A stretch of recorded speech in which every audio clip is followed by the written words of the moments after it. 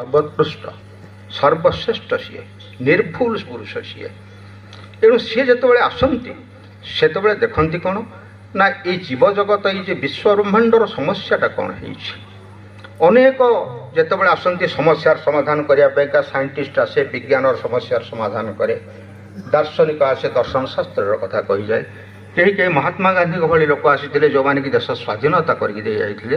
ଏମାନେ ହେଉଛନ୍ତି ସବୁ ମହାପୁରୁଷ, ଫୁଲଫିଲର ଦି ଗ୍ରେଟ୍।